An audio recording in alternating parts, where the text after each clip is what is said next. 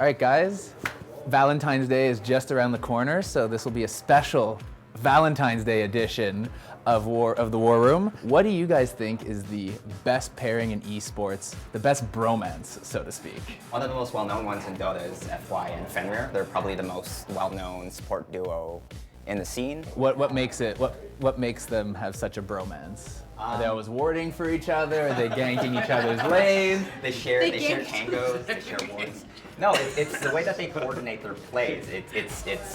They have a way of communicating silently through their abilities, where like one person hits one thing, one person follows up with the other. They never stack their stuns. They could duo kill carries just with the two of them. I don't even think that's like the best one in Dota.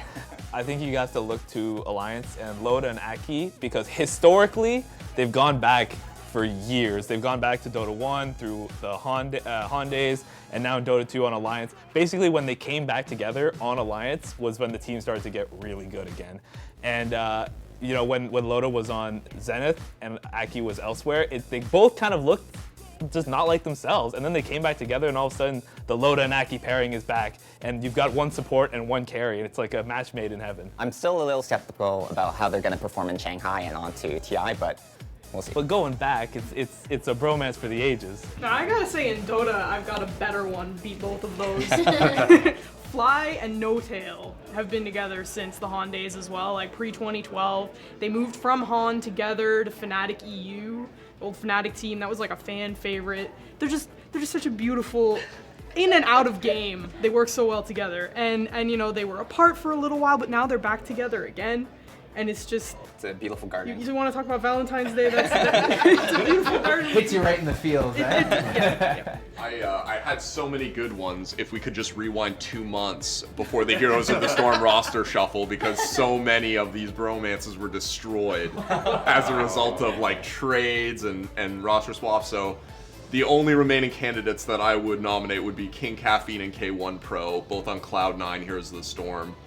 They're really good real-life friends. King Caffeine is the warrior player, so he's initiating a lot. K1 Pro seems to just have a mental link to him and know exactly when to flank, come out of the fog of war, and just destroy whoever got initiated on, so that would be my vote. Talking about bromances that were broken up because of roster changes, for League, Doublelift and Aphromu, I think so many hearts were broken after they switched, well obviously Doublelift left, but they, in-game, you can tell like Aphromu is the kind of support that always got your back. And with Double, we know how risky he plays. He likes to make plays, as he said in our interview. That he's always out there making plays, and Aphro always got his back. And that made them super like high risk, but also high reward. And it's like a beautiful, beautiful relationship that they had. For CSGO, it has to be Krims and Olafmeister. Those two started playing together on the original LGB roster. And on Fnatic, the duo won 2 Valve-sponsored majors back-to-back, which has never been done before. And they added recently Dennis, so to their bromance, they added another bro, and now they're like this crazy trio. Yeah, it's like a three-man bromance. Bro trio. Bro trio, We as need a we're better gonna name terminology it, for this, I think. and it's Yeah, we'll think about beautiful. It is absolutely beautiful. It's a bruv triangle. It's a bruv triangle. Somebody copyright that word. Let's talk about duos that have had success to that level. Faker and Bengi in League of Legends are one of the most successful pairings of all time in any esports. 2 world championships, countless domestic titles, an incredible amount of synergy.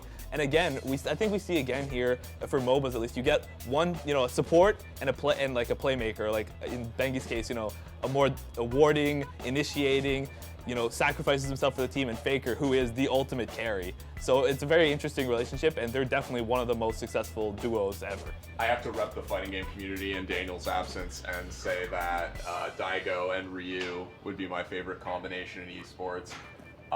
There was a great moment at Capcom Cup where Daigo like left immediately after the competition, and that he like donated all his winnings to a charity. And somebody on Twitter remarked that he actually is Ryu.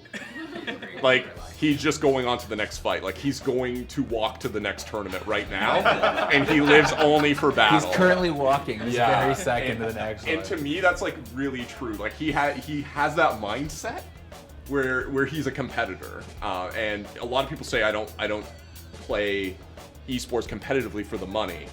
but he proved it. Like, he literally just donated all the money he had earned at that tournament and didn't show up afterwards to collect it. So I don't know, it would have to be Daigo Ryu for me. Frog and Anivia, because when we asked him in an interview what animal he would be, he chose to be a mix of a frog and Anivia. Like, that's who he is Froggen Anivia.